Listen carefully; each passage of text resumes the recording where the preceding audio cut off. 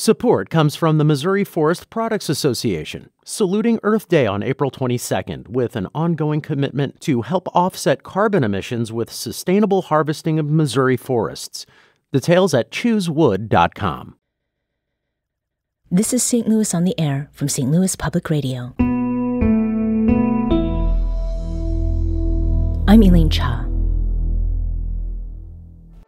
And there's always signs. There's the different colorations. The bracts are falling. It kind of browns up around the pleat. And then it might have been growing 4, 5, 6 inches a day, and then it slows down to an inch or less a day. And that's another really good sign.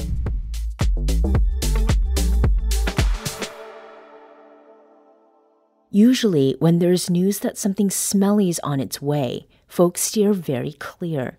But that's not the case for fans of rare flowers, even the foully fragrant ones. And for people in that category who are lucky enough to be in St. Louis in the next few days, there's an olfactory and visual treat in store at the Missouri Botanical Garden. Here's producer Maya Norfleet with more about the source of that forthcoming stink. The Missouri Botanical Gardens is expecting 2 corpse flowers to bloom this week. The scientific name of this plant is amorphophallus titanum, meaning large misshapen phallus, and its nickname being corpse flower lets you know generally how it smells. It's native to Sumatra, Indonesia, but here in St. Louis, there are about 20 in various stages of growth. The corpse flower that's in the spotlight this week is named Octavia, and her so-called clone yet to be named. Emily Colletti is a horticulturalist specializing in the aroid collection, which includes the corpse flower as well as plants like the peace lily. For the last 20 years, Emily has cared for the growth of the garden's corpse flowers and cultivated relationships with other botanical gardens across the country. In fact, that's how the garden came into possession with their first handful of these large, smelly plants. Here's Emily Colletti sharing how the Missouri Botanical Gardens got its first corpse flowers from the Huntington Museum in San Marino, California in 2008. Well, with the Huntington, actually, Dr. Raven was the director at the time, and a co-scientist, co-director of the Huntington, they were good friends. And I don't know if it was a joke or if it was actually just being friendly or if it was just both. Hey, you don't have a bloom? We do. Here, try it. We'll give you some tubers so that you can have a bloom. And we have had several blooms from those 5 tubers. So, and obviously Octavia split twice, so she's quite happy here. Octavia, the corpse flower that's to bloom this week, was one of those 5 tubers the Missouri Botanical Gardens received in 2008. Think of the tubers as a large bulb that grows underground. Octavia has since produced 2 clones and is the garden's 13th and 14th corpse flower blooms, which is no easy feat for a plant native to the rainforests of Indonesia. I asked Emily, what conditions make for a happy corpse flower tuber? So again, it's just the age of the plant. They say they have to have good temperatures, 80 degrees and high humidity, and they should be relatively, some people you talk to say they grow them wet, other people you talk to, they say they grow them dry, so every institution seems to have their own way of doing it. So it's just like any other plant. If it's doing well, you just continue doing that. Now, I've experienced with some plants here at the garden, and the aroids is they grow better in the climatron, and they honestly water things totally different than they're watered in a greenhouse. So even in the same institution, or even things are grown totally different. So it's kind of like the microenvironment, and if you've got the right microenvironment and they're happy, you just continue to do what you're doing. Emily Colletti spends a lot of time observing the garden's corpse flowers and other aroids in their collection, and has been around for every bloom. The flowers don't all bloom at once. She says that they have been lucky to have just as many blooms as other gardens with hundreds of corpse flower tubers, but the blooms come with a smell that is also unique each time.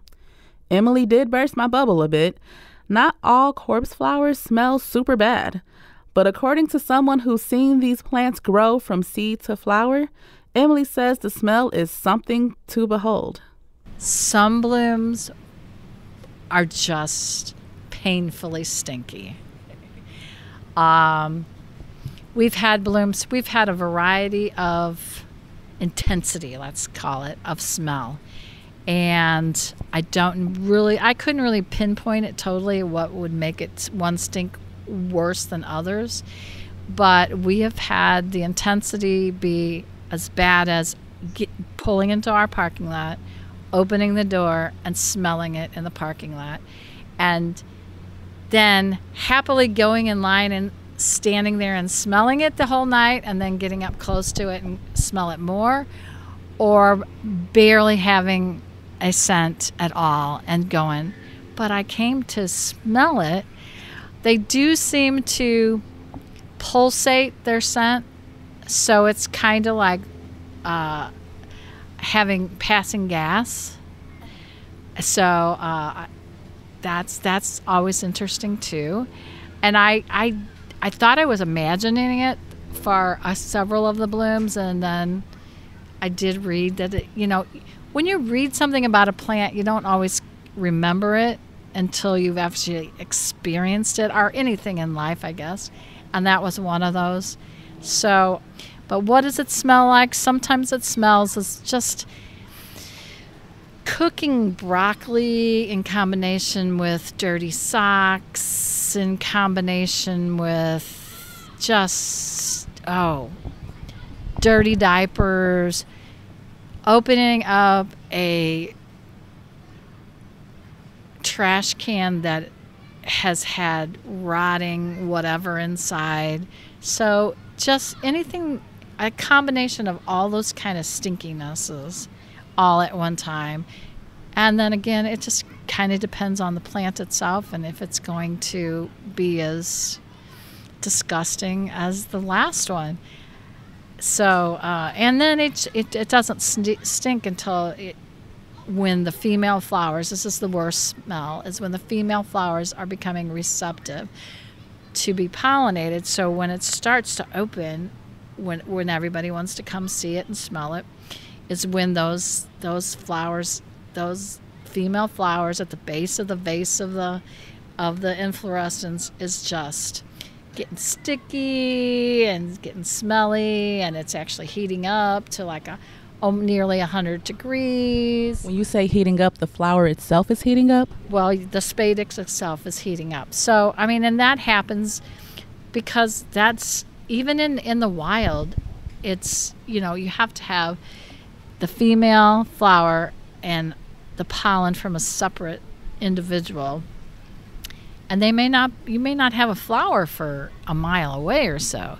So in order to attract the pollinators, you have to really have a smelly, smelly scent in order to get those flies and beetles to come to the plant. Corpse flowers are endangered in the wild, which means there are more at botanical gardens than in their native ecosystems. Institutions like the Missouri Botanical Garden help keep plants from full extinction and helps us learn more about the many life forms on Earth. Many of us got cultivated tubers at the same time that the Huntington sent tubers to us. They also sent tubers to other institutions. So they're and that's really what our goal is at being a botanical garden, is to share that wealth, and hopefully we all can somehow at some point, because they are endangered in the wild, perhaps we'll be able, they won't be gone from the world, but they may be gone from the wild. So will we ever be able to reintroduce them to the wild? There's less than 1,000 in, they say there's less than 1,000 in the wild. So they are endangered, but there's a lot, because you have a flower, an inflorescence that blooms, you'll have the capacity of having about 400 berries on there. If you have 400 berries, there's one or two, generally two seeds in each one. So you have the ability to have hundreds of seedlings, and then from those seedlings you can distribute those, and then not only can you do seedlings, you can do cuttings. Cuttings, they're rather easy to do by cuttings. So there's a variety of ways to keep the species, like I said, going. Emily told me another way that they are keeping the corpse flower from extinction is by working with other gardens across the country. Like with any species, biodiversity is important to survival, so the garden doesn't pollinate within their own plants. You have to get pollen from another institution, but interestingly enough, Chicago Botanical Garden has become the pollen gatherer of the amorphophallus titanum, and they've been working for several years now on basically getting to know the pedigree of the amorphophallus titanums throughout basically the world. They've collected the DNA from many institutions, from many different individuals, and when you contact them for pollen, they actually do a very educated calculation as to which is the best pollen they should share with you in order to get seed to maintain the integrity of the species itself, because we have so many from the same propagules throughout that you don't want to interbreed even in the plant kingdom. You want to keep their lineages diverse as possible. This is reminding me of the Netflix show The Crown. Have you heard of this? Yes. It's like royalty. Like, we got to get the best of the best from this corner of the world in this country. In fact, that's what they're this last article they came out with is telling us to do, is because Indonesia has and different ends of the world have different pollen from different sources. We need to start doing international pollen trading and not just domestic, so that we have a more diverse individuals that we produce. Considering that Emily is constantly surrounded by plants all day, I asked her what makes the amorphophallus titanum special to her.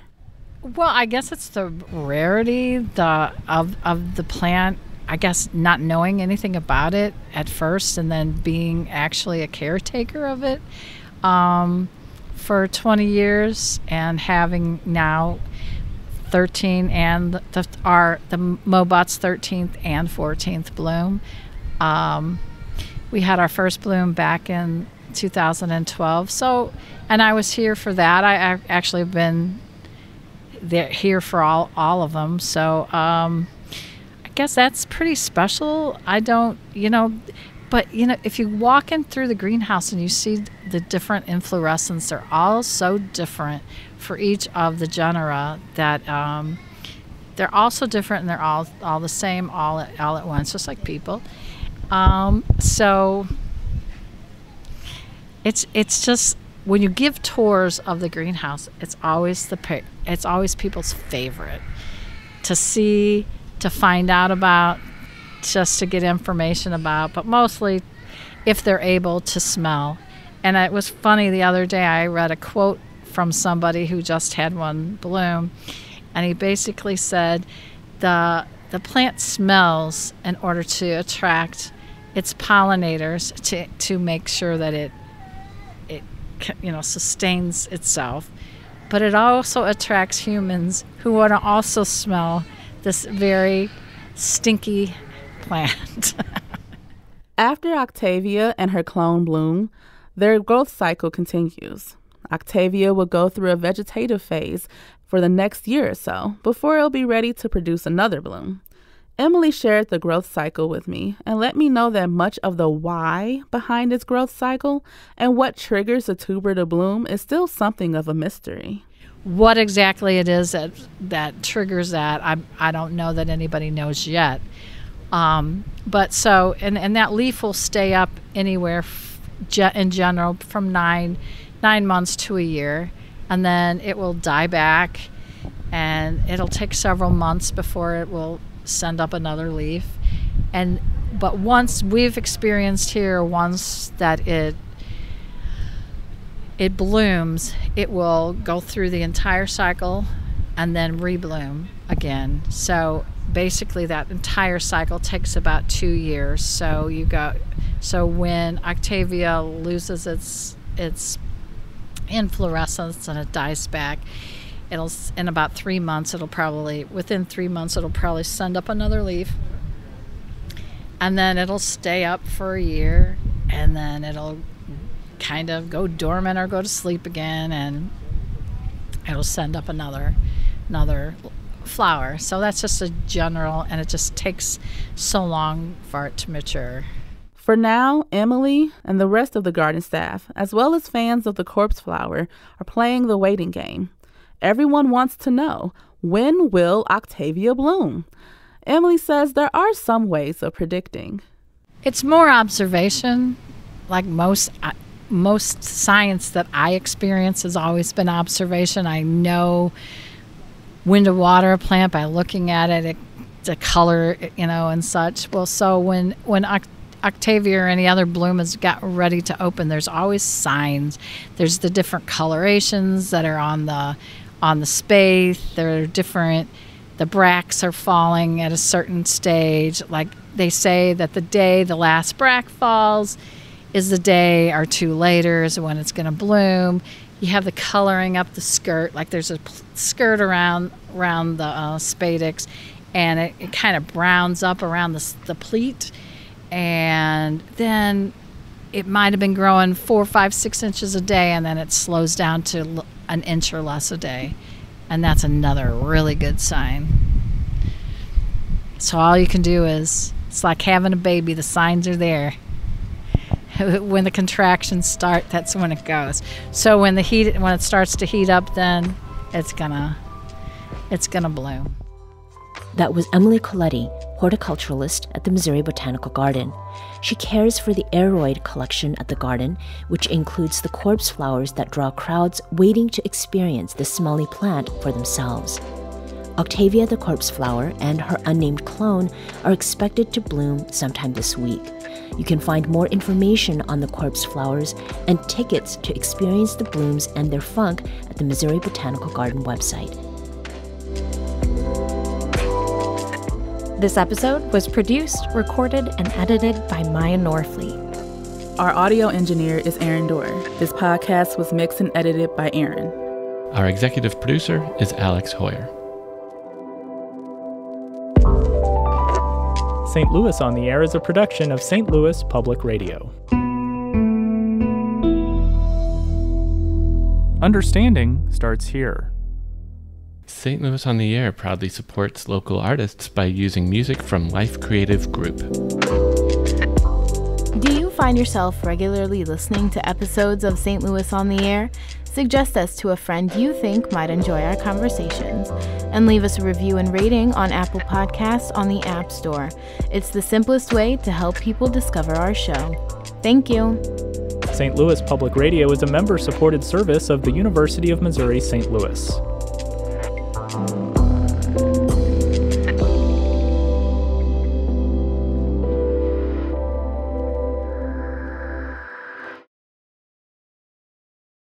Support comes from the Missouri Forest Products Association, saluting Earth Day on April 22nd with an ongoing commitment to help offset carbon emissions with sustainable harvesting of Missouri forests. Details at choosewood.com.